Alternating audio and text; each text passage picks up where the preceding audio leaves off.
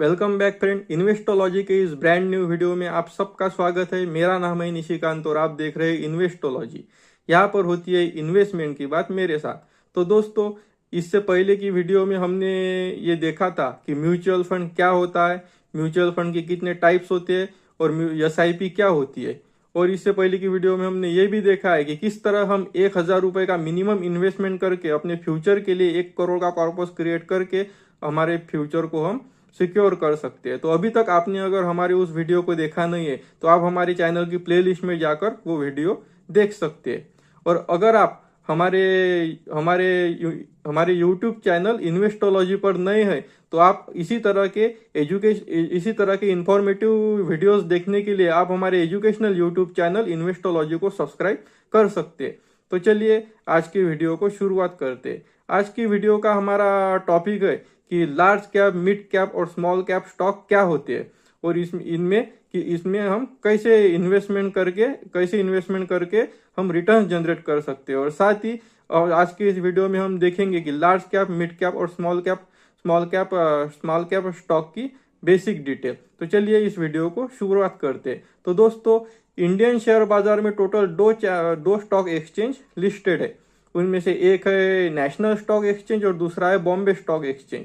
अगर national stock exchange की बात करें तो इसमें लगभग 1600 से ज़्यादा कंपनी लिस्टेड है और बॉम्बे स्टॉक एक्सचेंज की बात करें तो इसमें लगभग 5,000 से ज़्यादा कंपनी लिस्टेड है।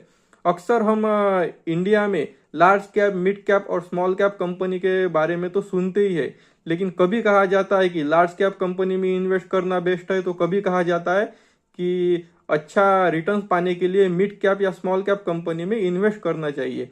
लेकिन आम इन्वेस्टर को यह कोई नहीं बताता कि कौन सी कंपनी लार्ज कैप है, कौन सी कंपनी मिड कैप है, कौन सी कंपनी स्मॉल कैप होती है। एक आम इन्वेस्टर के मन में अक्सर यह सवाल होता है कि कौन सी कंपनी लार्ज कैप होती है, कौन सी मिड कैप होती है और कौन सी स्मॉल कैप है।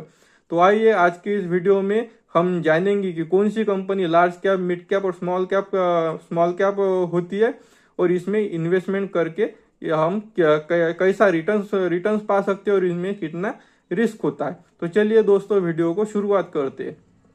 तो दोस्तों, सेबी ने मतलब जो इंडिया में स्टॉक मार्केट को रेगुलेट करता है, मतलब security exchange board of India ने 6 अक्टूबर 2017 को अपने सर्कुलर में लार्ज कैप, मिड कैप और स्मॉल कैप स्टॉक को डिफाइन किया और बॉम्बे स्टॉक एक्सचेंज और नेशनल स्टॉक एक्सचेंज में लिस्टेड कंपनी को अपने मार्केट कैपिटलाइजेशन के हिसाब से डिवाइड कर दिया।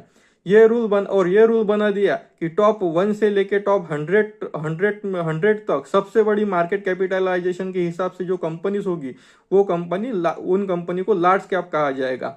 और उसी तरह से टॉप 101 से लेके टॉप 250 तक की जो 150 कंपनी होगी उनको, जो 150 कंपनी होंगी उनको मिड कैप कहा जाएगा। और उसी तरह से टॉप 250 कंपनी के बाद की जितनी भी सारी मार्केट कैपिटलाइजेशन के हिसाब से कंपनी बॉम्बे स्टॉक एक्सचेंज और नेशनल स्टॉक एक्सचेंज में लिस्टेड होगी तो उनको स्मॉल कैप कहा जाएगा। तो अगर दोस्तों आप इन कंपनी की लिस्ट अगर देखना चाहते हैं तो आप लार्ज कैप कंपनी की लिस्ट हमारे जो निफ्टी टॉप 100 इंडेक्स पर देख सकते हैं।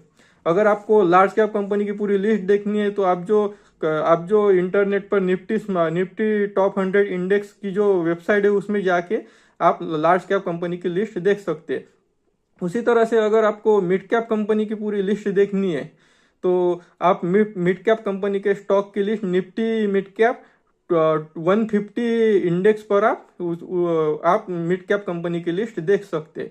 उसी तरह अगर आपको स्मॉल कैप कंपनी की पूरी लिस्ट देखनी है तो आप निफ्टी स्मॉल कैप 250 इंडेक्स पर विजिट करके आप पूरी स्मॉल कैप कंपनी की लिस्ट देख सकते हैं।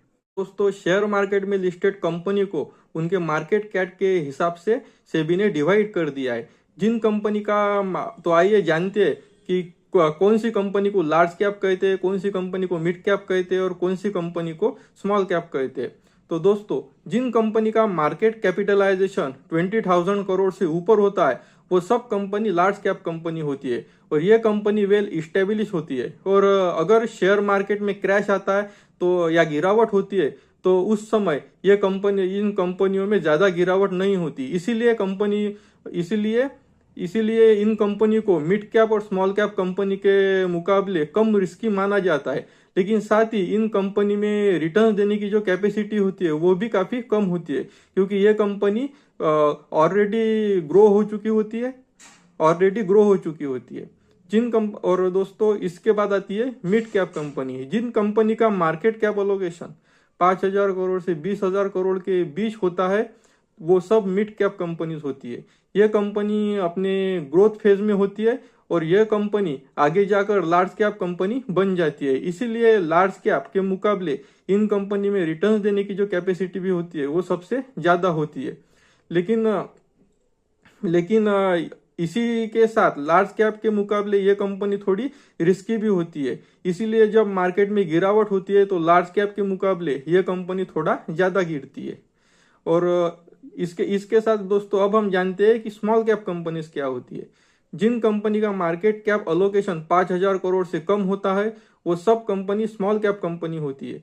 इन कंपनी में इन्वेस्ट करना काफी रिस्की माना जाता है, क्योंकि ये कंपनी बहुत छोटी और अपने स्टार्टिंग फेज में होती है। लेकिन इसी के साथ इन कंपनी में रिटर्न्स देने की कैपेसिटी ज्यादा होती है, क्योंकि ये कंपनी मिड कैप और लार्ज कैप कंपनी के मुकाबले बहुत ज्यादा रिटर्न देती है। जब मार्केट में तेजी होती है तब ये कंपनी बहुत तेजी से रिटर्न देकर ऊपर जाती है। लेकिन उसी तरह जब मार्केट में गिरावट होती है तब ये कंपनी बहुत तेजी से नीचे भी आती है। इसीलिए इन कंपनी को बहुत ज्यादा रिस्की माना जाता है। तो दोस्तों मुझे उम्मीद है कि स्मॉल कैप, मिड कैप और लार्ज कैप स्टॉक क्या होते हैं और ये मार्केट कैपिटलाइजेशन के हिसाब से कैसे डिवाइड होते हैं, इस सवाल का जवाब आपको इस वीडियो में मिल चुका होगा। अगर आप इसी तरह के इंफॉर्मेटिव वीडियो आगे भी देखना चाहते तो आप हमारे एजुकेशनल यूट्यूब चैनल इन्वेस्टोलॉजी को सब्सक्राइब कर सकते हैं।